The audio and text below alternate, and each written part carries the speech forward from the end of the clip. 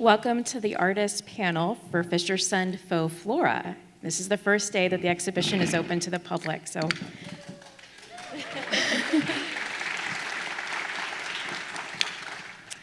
I'm going to introduce the artists on stage and those off stage, and then I'll introduce myself.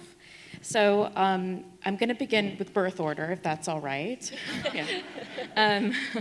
So Jónsi is a visual artist, musician, and self-taught perfumer, known for making immersive and meditative sound and sculptural artwork that explores themes of nature and the human condition. He initially gained international recognition as the lead vocalist for the Icelandic experimental rock band Sigurrós. He formally entered the visual art scene in 2018, and he's had 3 solo exhibitions with Tanya Banakdar Gallery in Los Angeles and New York City. That's his gallery representation. And he's had solo exhibitions at the Museum of Old and New Art in Tasmania, at the National Nordic Museum, the Art Gallery of Ontario in Toronto, and recently the Reykjavik Art Museum in Iceland. Inga graduated with a BA in Fine Arts from the Icelandic Academy of the Arts in 2006 and studied computer science at the University of Iceland from 2019 to 2022. She worked in various mediums, including painting, sculpture, 3D graphics, video, and photography. Inga has worked closely with the Icelandic music scene for years and made album covers and music videos for artists such as Sigurrós, Jónsi, Sinfang, Seabear, and more. Lilja studied photography at the Royal Academy of Arts in the Netherlands and received a BA in Fine Art from the Iceland Academy of the Arts in Reykjavik in 2010. Lilja's mixed media artwork includes photography, performance, video art, sound art, and installations. Lilja's photographic work includes images from musicians Damien Rice and Sigurrós. She is Fischersund's brand ambassador while heading up creative collaborations. And then Sigurrós, a founding member of the Fischersund Art Collective and Perfumery, where she works as a perfumer and lead artisan. And there are more members of the Fischersund Art Collective than there are chairs on the stage, so I'd like to acknowledge them: Albi Trujillo, Sindri, and Kjartan. And I'm Leslie Anderson. I'm the chief curator here at the National Nordic Museum. I've had the honor of working with the Fischersund Art Collective to realize their vision in the gallery here, and also in working with Jónsi on Floth, which opened at the National Nordic Museum, as I mentioned, in March of 2023. So we will move on to the question portion, and you'll have an opportunity after today's panel to connect with any of the artists and, of course, to enjoy this newly opened special exhibition. So let's begin with the concept. How did the concept for Faux Flora form? So the initial spark for the Faux Flora concept was that when we are creating scents, we are using both essential oils that are derived from real plants that we can see and feel, and then we use these fragrance molecules that are synthetic fragrance oils that are just made in a lab somewhere. And we just found it so fascinating, like these made-up scents. We start to think about how the plants behind them look and where they grow and how they sound in the wind and stuff like that. So that's the idea behind Faux Flora. And then maybe if I talk a little bit about the exhibition, we decided to chapter the flora in 5 chapters. It was the 5 chapters of a flowering plant, which is germination, growth, flowering, seed formation, and seed dispersal. And we mirror that into the lifespan of a human being, which is birth, childhood, adolescent, adulthood, and death. So when you walk through the exhibitions, the flowers in the exhibitions are kind of categorized by these 5 categories. So these new artificial flowers are presented as if they are cataloged in botanical treatises with illustrations and descriptive text. Yet this is an interactive, immersive version of a botanical treatise. We can smell the plants' fragrances. We can hear their natural environments. Were there any real-life plants that served as models for your faux flora? Yeah. You can talk too.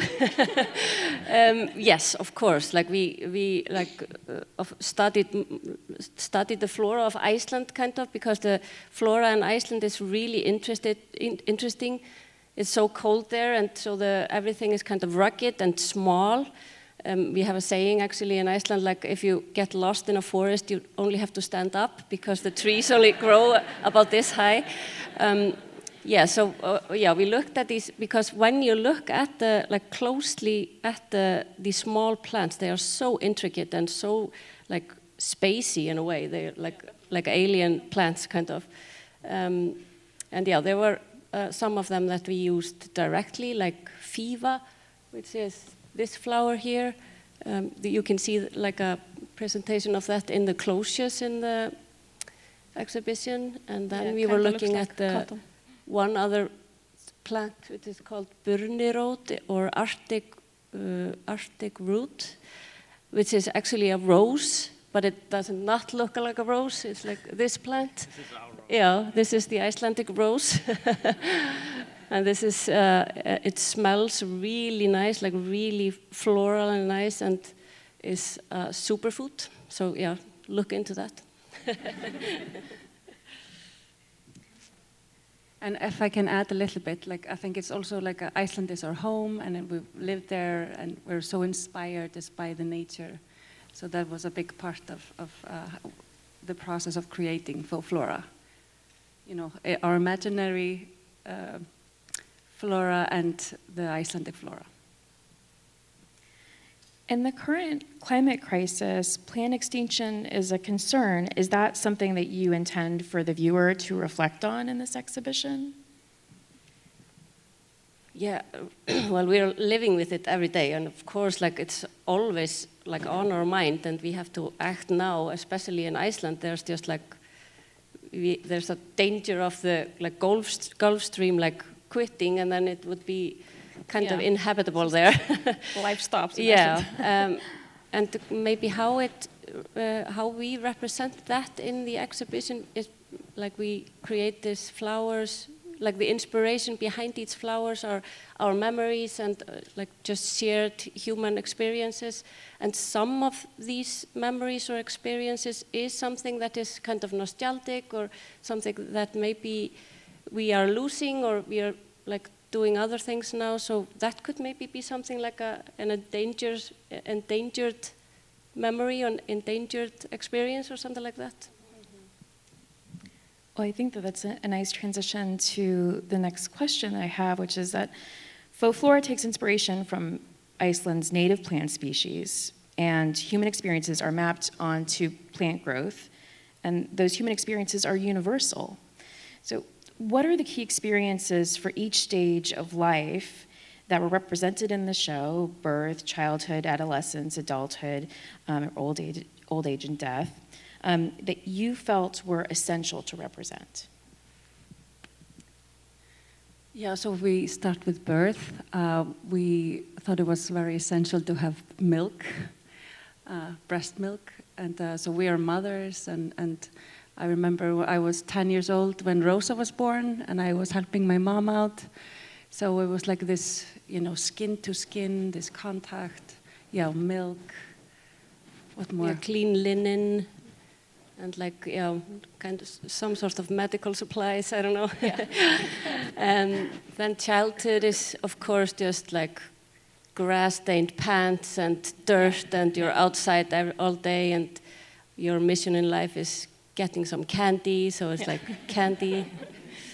And also we grew up in the countryside, kind of in Iceland, so it was every day was spent outside as a child, and in this beautiful Icelandic nature. So that influenced a lot of the childhood part for me. Yeah. Adolescent is just like Rebelling. Rebelling and experimenting and doing all the things that are forbidden and fun. Yeah. Yep. And like this confusion. Yeah, like exactly. Everything is so confusing and so dramatic. Like yeah, so dramatic. I have tears and and everything. Like life is makeup and smoking. yeah, and all these firsts. Sneaking into bars with fake IDs. Exactly. I was very lucky to have an older sister. I could use her IDs when I was younger. Yeah. And then the most exciting stage, which is adulthood, and that's just like for us, sometimes it feels like we're just like carrying stuff in bags and boxes between different storage rooms and accumulating stuff and paying taxes. Paying taxes, like drying the dust off all the things we have and these fun things. Moving, a lot of moving. Yeah. And then death, that was like more of a earthy, we just like talked about that. It is so mysterious and like kind of, And in Iceland there is like a point in time, like every fall, everything kind of dies. We don't get like a long fall like here in Seattle where everything is so colorful and beautiful. It's just like the leaves turn yellow and then they fall off the trees and then just everything become beige. Like everything is beige. Like like grass is dead and like, and I thought that was kind of interesting. Just like this beige color, like nothing is alive. In the present time, authenticity and artificiality have figured prominently in the public discourse. But your work asserts the creative and technical product of the artist, concept and execution of the work. And we see that in Lilja's hand-painted photographs that may depict Inga's sculptures, the fragrances, soundscapes, resin sculptures, video art. Art has figured in almost every single aspect of the visitor experience of this exhibition. Was there a desire to comment on the importance of human creativity in the age of AI? Good question. Like maybe the 3D flowers are like probably most connected to AI, but they like when we are creating them, it's just like we are sculptures, like because we're just like sculpting, but it's in the room of a computer, but it's very handmade in a way. And then, of course, it's mirrored in Lilja's photographs, which are like so analog. They're like film photos that are hand developed and then painted by hand, and like so it's actually a pretty good contrast. And I think it's important to us to like we need like I want people to see that everything is handmade and everything is like it's an effort. Yeah. So I think sometimes you can tell the real stuff from the AI. You see that there's not like a human touch behind the AI photos and music and stuff like that. So this is a very long question, but I've cut it down. There is an art historical preamble here. Basically, your work, interprets established artistic theories and strategies for blending art forms in new ways to maximize the effect on the viewer. So there are examples in the 17th century with different forms of art, architecture and sculpture with Bernini. In the 19th century, Wagner is often credited with that synthesis, certainly popularizing it in the visual and performing arts. Your combination of visual art, sound art, olfactory art builds on these ideas and it elicits aesthetic chills.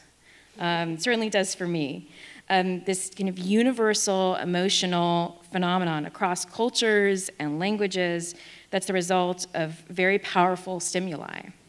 So was this a stated objective of the art collective, or did it result organically from recognizing your complementary skills in these areas? Tell me more about that. So we had always been working in everybody in their own corner, but we were always like very Curious. Yeah, and like in Icelandic we have a saying, með nefið í koppi hvers annars. What's that in English? Yeah, it's like you always have your In nose. each other's business. Yeah, we're in each other's business. Yeah. It's like, what are you up to? What are you doing? Oh. And always when we came together, like my mom is here, and she always throws these Wednesday dinners, and we always, when we met and had one glass of red wine, we were like, oh, it'd be so fun to like do something all together. Like that would be more fun than everybody in their own corner. And so Jónsi had the studio in Iceland, and when he moved abroad to LA, it was kind of empty, and we decided, okay, this would be the amazing opportunity for us to do this, what we've been talking about all these years. And that is like just bringing all of our different like skill set into like this one pot and create something together. And in this pot, we have, photographers, fine artists, musicians, writers, perfumer. Our father is a metalsmith. He's a big part of the collective, always helping us with all of our crazy ideas. So it was very intentional to create like a platform or a place where we could all come together and create something bigger than just one person can do. I think it's also maybe interesting to, like we wanted for this exhibit to have everything, mix everything together, different senses, and try to trigger as many senses as possible with scent and visual sounds and all the stuff. I think that's so fun when you go to an exhibition with this kind of, triggering in a good way. Yeah. Everything lifts each other up, kind of. Yeah. Enhances each other. Yeah, scent elevate the flowers and the music and So that actually leads me to the next question, which is talk about the journey that led you to exploring scent as an artistic medium. I started perfuming, 15, 16 years ago. Started on hating all perfumes, really intense. So but I love scents and smells, and I kind of want to do something by myself. So you start, trying out all these essential oils. I learned how to take like a bird's bark and get like a bird's tar oil out of that. It's kind of like a process where you put it into a fire, and then you kind of distill the oil, the bird's tar oil out, and it's like the smokiest thing you will ever smell. And then that was very exciting. I love burnt, leathery smells, kind of heavy smells. And then you also, after buying every essential oils that are out there, then you realize there's another world which is like aroma molecules, it's like a synthetic ones, and it's like, so that was just, it's like thousands. It's very overwhelming and very intense. Overwhelming, yeah. And then you just experiment, and it's hard to find information on scent. It's such a niche thing, perfumery. So it's kind of it's an endless school. I always call it like this. You do so many experiments. It's like a bottomless pit of disappointments. For real, I have thousands of different trials, and it's so analog also because it's all you have a scale, and you have pipettes, and you try different oils, and you put them in, and if you put one too many, you can't undo it. You just have to start from beginning again. So it's a very intense school. It's probably the hardest thing I've ever done in my life. Yeah. I'm still learning. And I want to add to that a little bit, because for us sisters, we were always watching him doing these experiments and smelling, and he was never happy with anything, of course. But it's so interesting because he's a self-taught nose, and I really see a connection between your perfumery and your music and your fine art. Everything is so true, and I always see you in everything you do, and I think when you were doing the perfumes, they were so unique. And once we were smelling something, and we smelled number 23. We kind of took it over, and it was a scent that we were wow, I've never smelled anything like it. And And it was kind of based on like the time when Jónsi was working with our father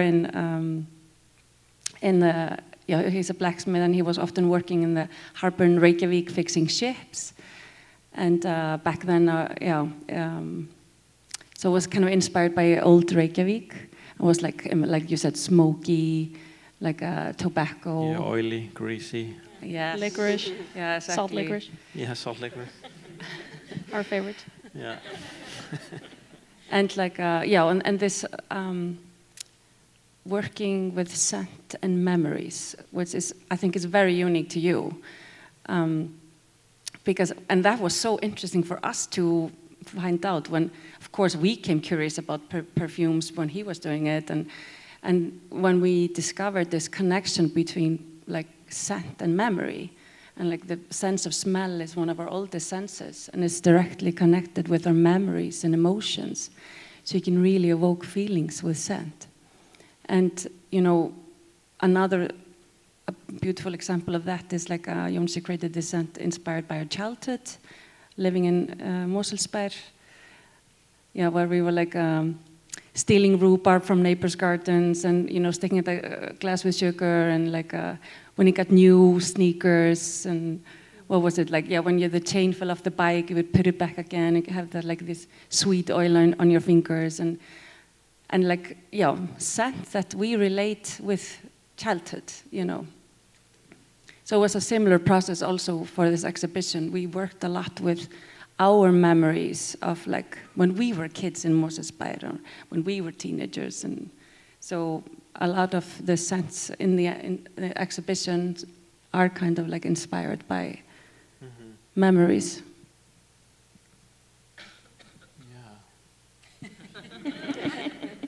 But I think it's also important for me, because I'm like a kind of perfectionist, or not perfectionist. I just like it to be right, the sense, and it's never right.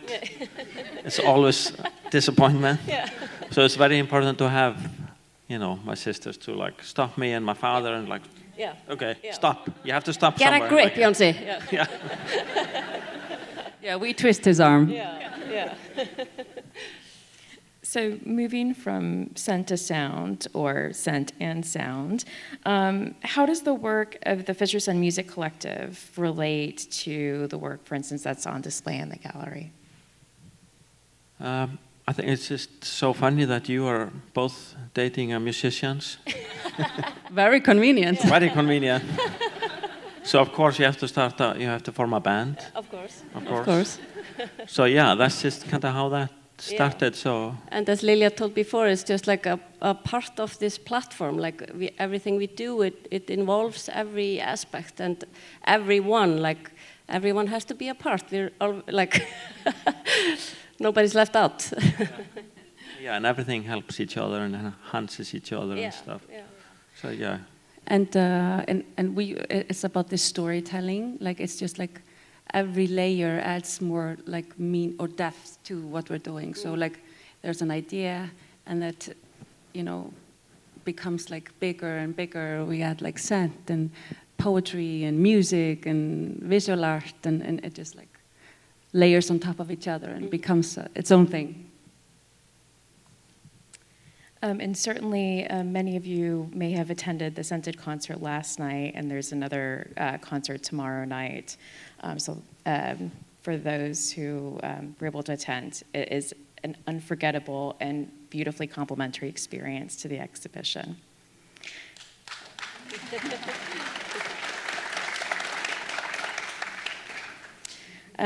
So you touched on this a bit, and I am particularly interested, as the youngest of four, I think there are real sibling goals here. So how does your family dynamic support the creation of the art? Could you talk a bit about that relationship, and has it changed over time? I think it's gotten closer, if anything. I think my mother is or our parents, but yeah, my mother is a very big part of keeping everything together.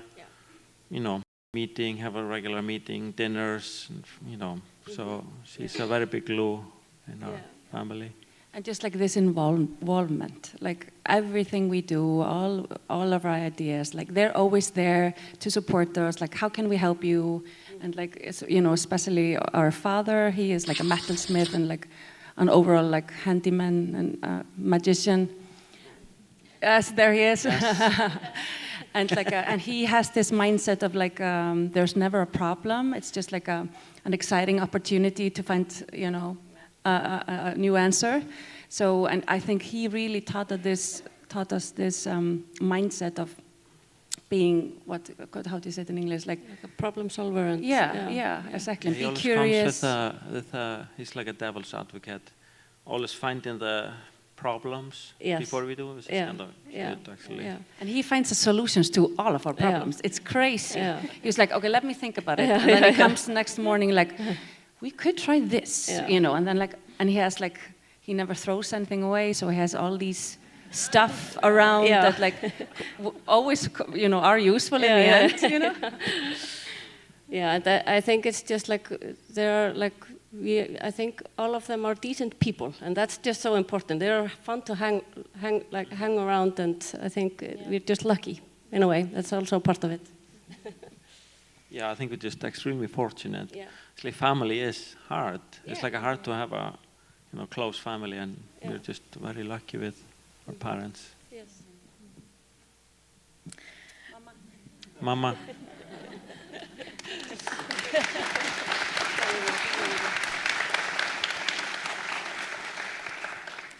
So prior to the creation of Fischersund, did you collaborate on other artistic projects formally? Yeah, we have been working together for a long time, just like ever since we started doing something, like we were always doing something together, but maybe not all of us. It was always like me and Lilja working together, or me and Jónsi, or Jónsi Lilja, or me and Rosa, and whatever. So Fischersund is probably the first like thing that we work on all together. Are there ever, I'm going off script a little bit, but are there ever, moments that are a little bit challenging where you haven't reached consensus, and how do you get there? Of course. But I think we are also really good at giving each other space. And that's so important. And of course we know each other so well, so we see they see when I'm kind of like getting overwhelmed, and then they just like leave me alone for a little bit or something like that. So I think we know how to give each other space as well. Yeah. It's also very interesting because you're closer in age, and then I'm a little bit later, so you have a different dynamic than like exactly. Us, so you bicker more. We fought a lot when we were teenagers, but she was just tiny. Yeah. I was the spoiled one. Yeah. But I think one thing that just happened naturally by like this being an art collective is that like everybody has their own role, kind of. So like, there's this music department and the art department and, the scent department. And so everybody has like, are trusted with a role. Mm-hmm. But of course, everybody has an opinion of everything. Yeah. But the best idea always wins. Yeah, that's true. So it's like, that's so easy somehow. And we have, what's also very convenient, is we have very similar aesthetics, so we like the same things, and so we have the same opinions, kind of. Nearly. Yeah.